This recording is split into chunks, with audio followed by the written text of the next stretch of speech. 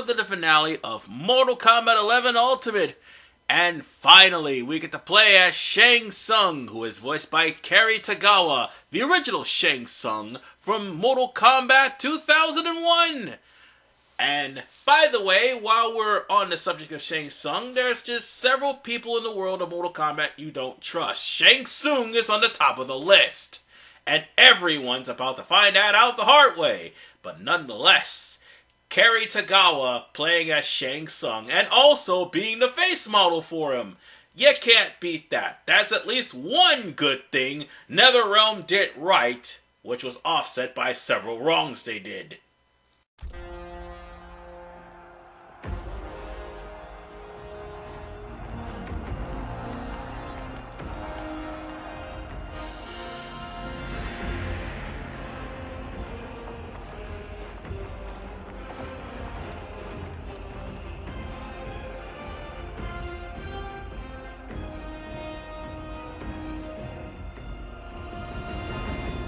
Unaware of our army's full strength.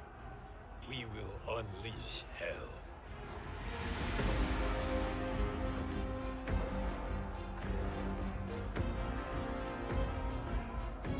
We must capture him quickly. Now, Fuji.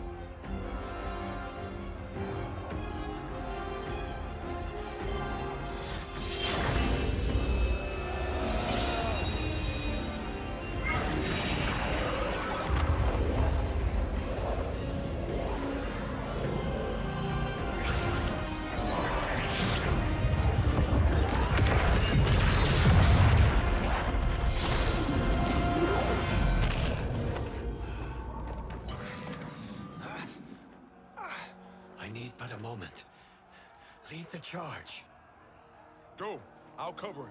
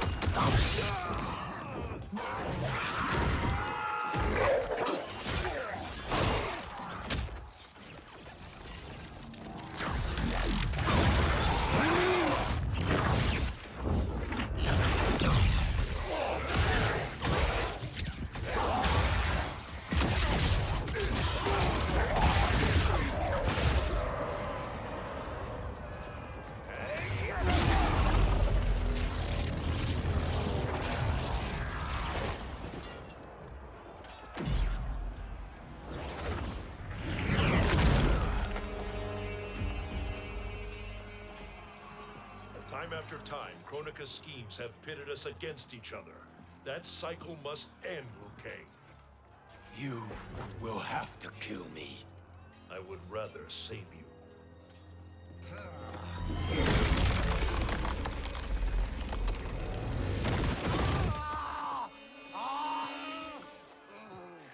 By the Elder Gods!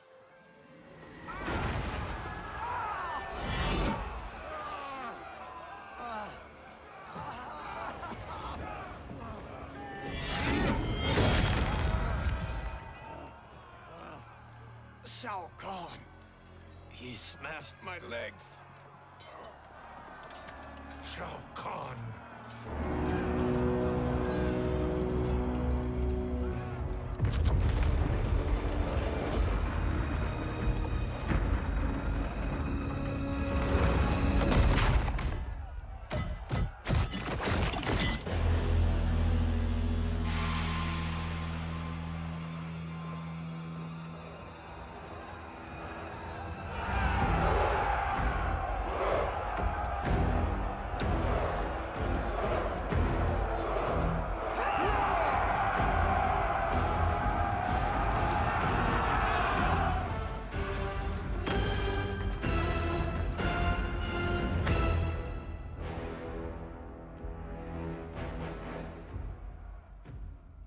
There's the Citadel I remember.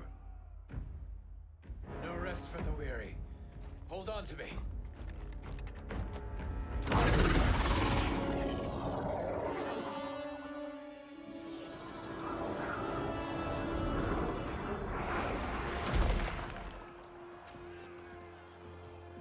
Fujin, the crown. I must wield it against Sindel and Shao Kahn. I will do it. Save your strength for Liu Kang. No, brother. The crown is our burden to share.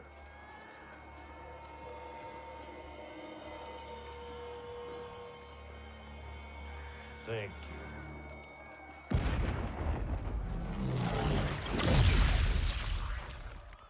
Your lies are revealed, sorcerer.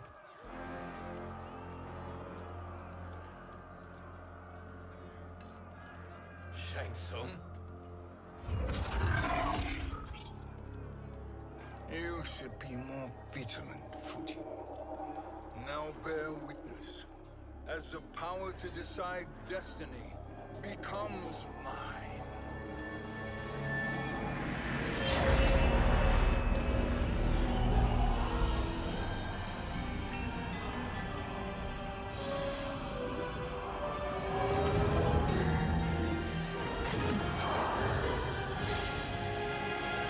This has always been your endgame, hasn't it? From the moment you were trapped in the void. Kronika was wise to banish me. With this crown, I am her equal. Your evil will not triumph.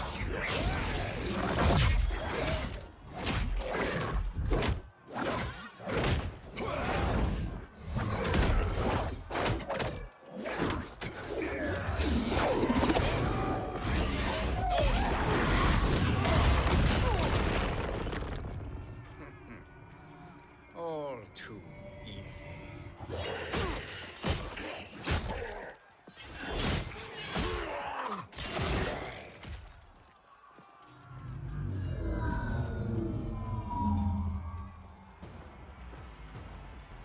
How does it feel, knowing that you will be the last Nightwolf? The Great Spirit will choose another. I may die, but the mantle will live on. Alright, here we go. Shang Tsung. First and foremost, they combined his soul steel with his morph. So now, it's a command grab where you can not only gain back life, but also change into the character. And if you amplify it, he can stay as that character for a little bit longer, but not to mention, gain a strength boost as he stole someone's soul. Provided that hasn't been nerfed by the last patch that passed through, which was the Shiva patch. Anyway, he also has his flaming skulls, his flaming eruptions. He can fire fireballs from the sky, and also he can use as a command combo. He can summon souls to attack the opponent, and also his throw will end up gaining him some life back. And by the way, he can drop a corpse that can explode on contact with the amplification. And on top of the fact, he has a dash. Not to mention, he can morph into either Ermac to use Ermac's his psychic powers, Rain to use his roundhouse kick, or Reptile to use his acid ball. Fool. The mantle dies with you.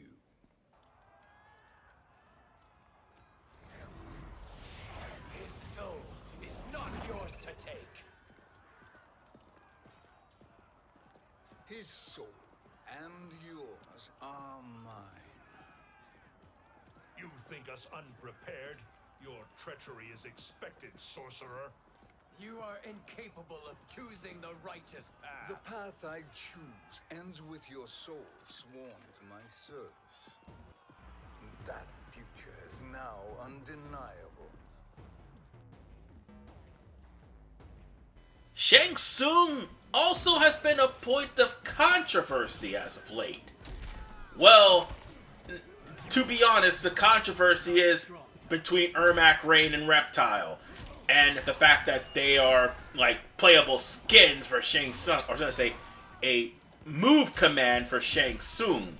Well, Rain's playable, but Ermac's only playable on the phone and Az's Reptile. Yeah, all of the support is going to the phone. And in case you're probably wondering, this is another 2-on-1 match where Fujin and Raiden only needs to win 1 round, but you have to win 2, and each person is a round. So, I told you that you were going to run into this, and Shang Tsung would be that person, because he has this twice.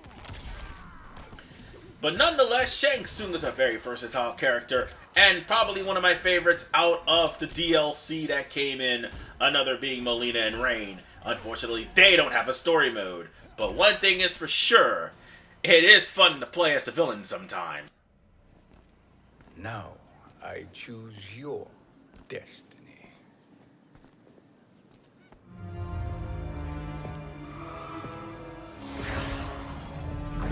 He's about to get his soul sucked.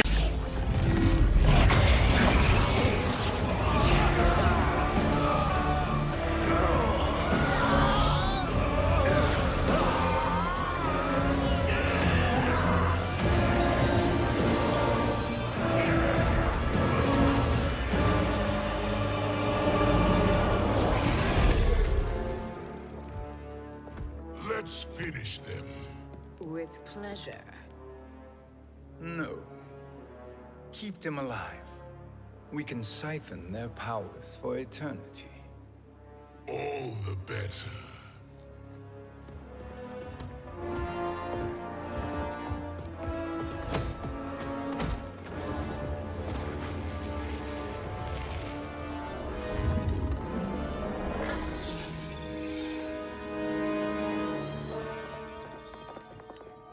What now, Kronika? Shang Tsung has breached our defenses. Victory is still at hand. We will put down Shang Tsung's defiance, but you will require more assistance. Dearest Cetrion, you have served me admirably. Now there is one final service you must perform. Yes, Mother. I understand.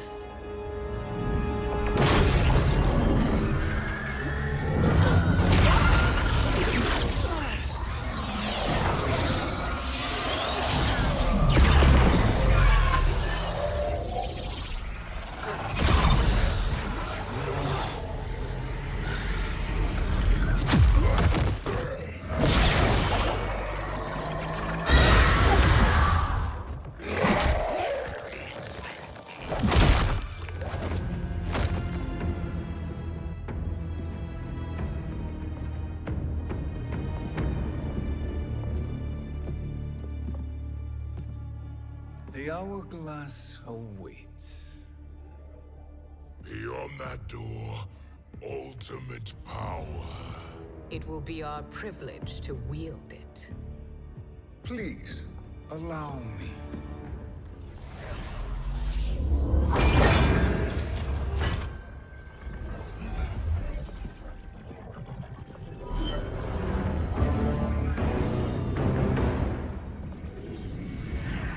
Shang Tsung, pretender to my role.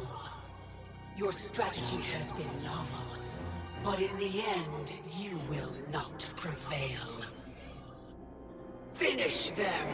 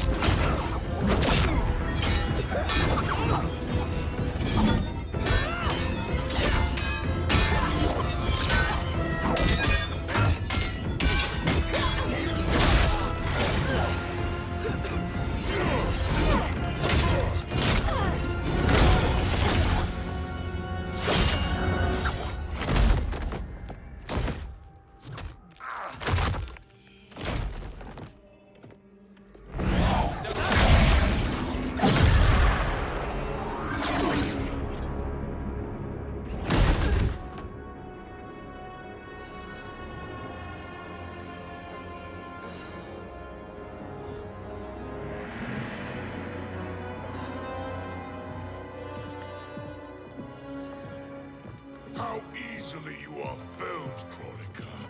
Once your power's mine, I will rule eternity.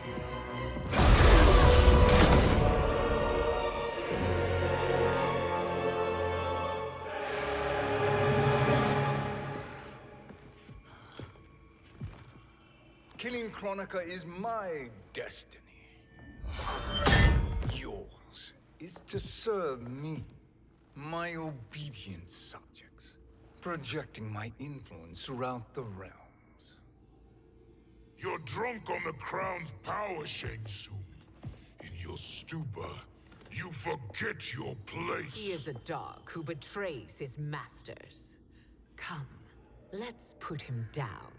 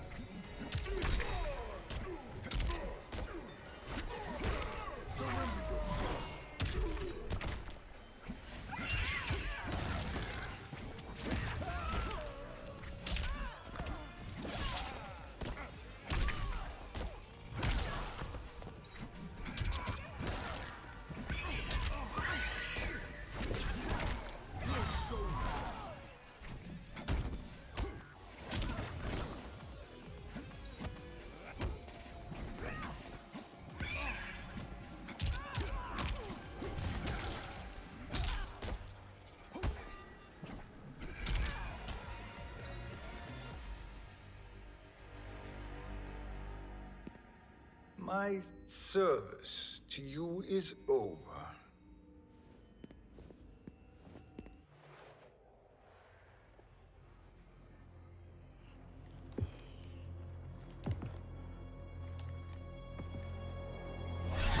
He's about to get his soul sucked.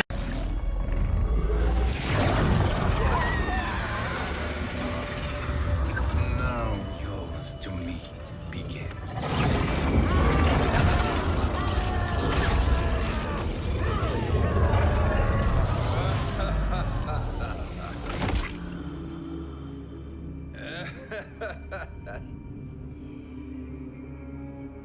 You have no one left to betray. Concede, Kronika, while you have time. I'll let you live to serve me in my new era. Or would you prefer to be wiped from history? Sculpting the sands of time requires great power and skill. You may wear my crown, but you are not a Titan. And here we go. I hope that I do better against Kronika here than what I did with Liu Kang. Because, you know, that embarrassing beatdown I took at the hands of Kronika in the first round is just something I cannot just shake off. However, this is a one-round fight with Shang Tsung, so that means I have to beat Kronika the first time. And only one time, and the same thing applies to me. However, there are certain moves that Shang Tsung can use, and there are certain moves he can't. So, yeah, his command grab is basically him stealing souls, and he won't be able to do that due to the fact that Kronika, for some reason, has not been animated to take a soul steal. And playing as Kronika is pretty much impossible. But, ladies and gentlemen, I'm gonna have to also disagree with Dom once again with Kronika being the strongest character in the game, because she's the one who literally, by his own words, shaped everyone's destiny. She literally made it where this guy can, instead of having to feed off his souls for the rest of his life, become so powerful that not even Kronika can stop him due to stealing souls. Destiny is mine.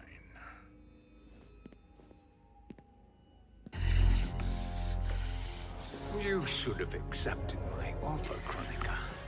I would have allowed you to wield great influence. Surely, service is better than death.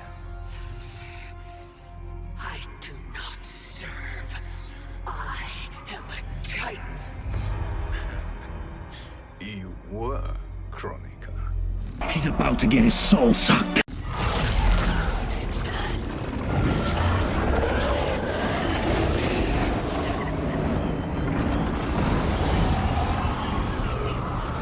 Time and destiny are now mine to command. Every realm will bend to my will.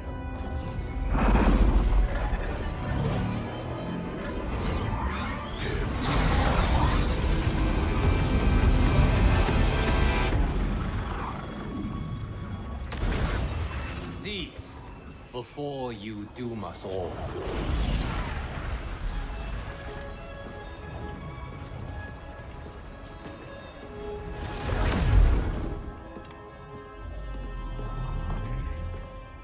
Liu Kang. I thought your duties required you stayed behind. A lie. Something you know well. I see now. The hourglass showed that only I could wield the crown against Kronika successfully. You let me win. And to ensure victory, you sacrificed the lives of your friends. How deliciously cold-blooded. They are not gone, Shang Tsung. They will live again in my new era. Your new era. You underestimate my prowess, Chosen One. I have the crown. I have absorbed Kronika's power. You may have attained godhood, but I am the keeper of time. You are no match for me. Kronika said much the same, Shang Tsung. You will share her fate. And now for the reason I love this chapter! The fact that you could choose either Liu Kang or Kung Lao to finish off this chapter. Now hand over the crown. This is your only chance. My only chance. This is my triumph. And your final moment. Your worthless existence is at its end. And I choose Liu Kang. You wanna know why? 'Cause the circle must be complete, goddammit. Everything Shang Tsung has done, all of his schemings, all of his planning, all the betrayals, all the bad characterization, it has to come to an end. And sadly, if it means Cole Young must exist, so be it. It's gonna be terrible. And God forbid if NetherRealm's still political by the time of 12. I hope they're not. I really hope not. I can't stomach another game where characters are preaching to me about political values that none of them even matter about, as opposed to actually telling a good story. However, this is good bookings for such a bad story written by Sean Kittleson, who, by the way, no longer works at Mortal Kombat. And that's a good thing. So is the defeat of Shang Tsung. Make no mistake, Shang Tsung. You have chosen this fate.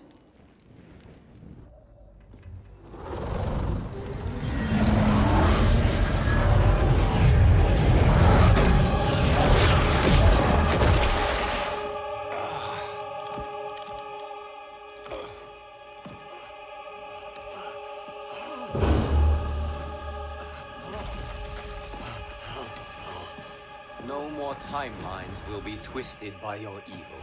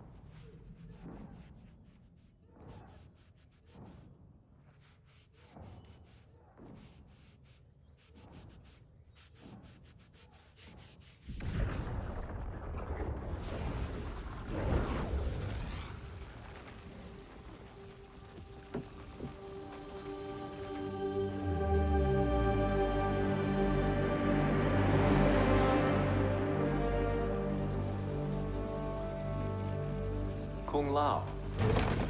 Where did you... Who are you? I am Lord Liu Kang, God of Thunder and Fire. God of...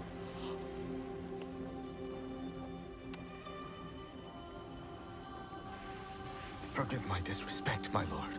Enough, Kung Lao. You are humble, not like the Kung Lao I knew. The Kung Lao you knew? A story for another time. I have chosen you as my champion, Kung Lao. We have work to do. You must be prepared. Trained. Trained? For what?